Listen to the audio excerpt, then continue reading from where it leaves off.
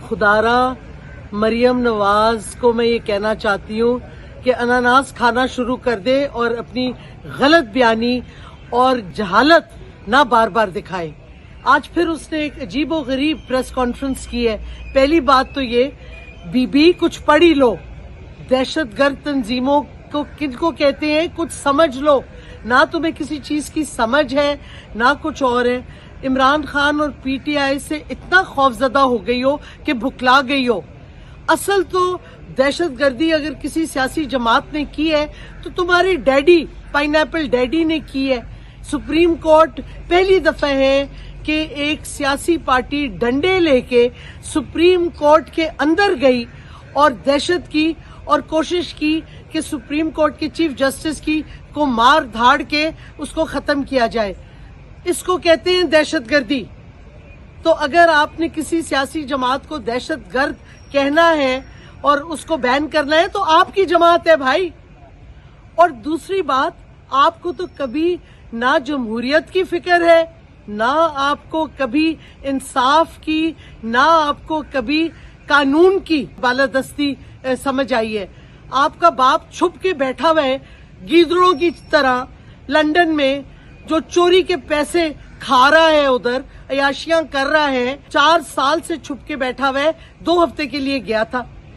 अब मुझे बताएं, एक अब्सकॉन्डर, एक वाहिद शख्स जो कि चोर है, जो कॉन्विक्ट है, अब अब्सकॉन्डर है, उसके लिए आप पूरी मुल्क में जमहूरियत खत्म करना चाहती हो? कोई अकल है? और दूसरा अजीब बात आप कर रही हो कि हम नहीं चाहते थे इमरान खान को अरेस्ट करना। ओ भाई, हो कौन तुम बीबी? हम कौन हैं? तुम किसके साथ मिली हो? तुम इदारों के लिए बोल रही हो, तुम हुकूमत के लिए बोल रही हो। ना तुम इदारों का हिस्सा हो ना तुम हुकूमत का हिस्सा हो, तो हम कौन हैं? ये जो बादशाहों की तरह हम बोल रही हो, द रॉयल वी।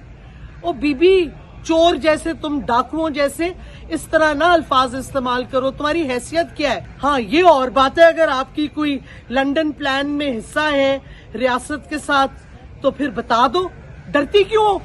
बोलो खुल के कि तुम्हारी लंदन प्लान एक दस्तखत हुआ है तुम्हारे चोर बाप का जो बैठा हुआ है छुप के लंदन में। इतनी जुर्रत नहीं आए इधर, क्यों नहीं आता? और एक और बात कि जी इमरान खान के सर्वे सारे गलत हैं। वो बीबी, तुम जो मर्जी सर्वे करा लो, जमान पाक में जो कौम खड़ी है ना, देख लो, ये सर्वेस की जरूरत नहीं है हमें।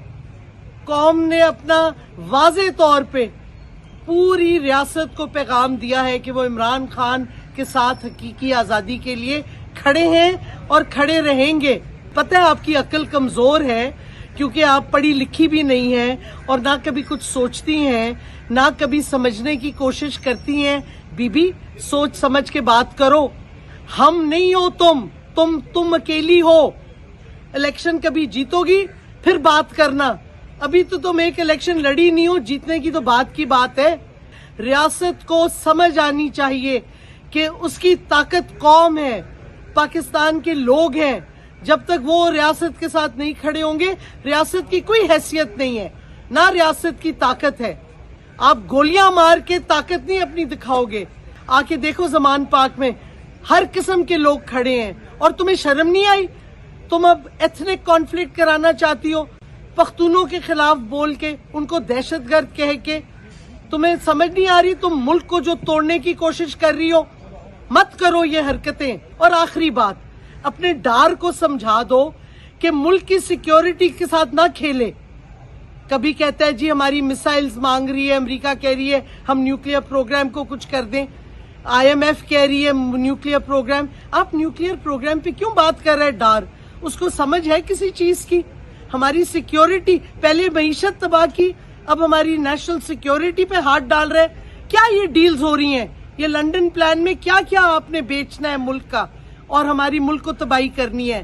तो मरियम बीबी, हर रोज घंटों टाइम ना जाया करो कौम का, और हम का अल्फाज मत इस्तेमाल करो, क्योंकि अगर हम का कर रही हो तो हम क्या सोचें। और फिर मैं पूछूंगी, क्या तुम्हारी रियासत के साथ लंदन प्लान में कुछ डील हुई है जो तुम कह रही हो हम ये चाहते तो हम ये कर देते?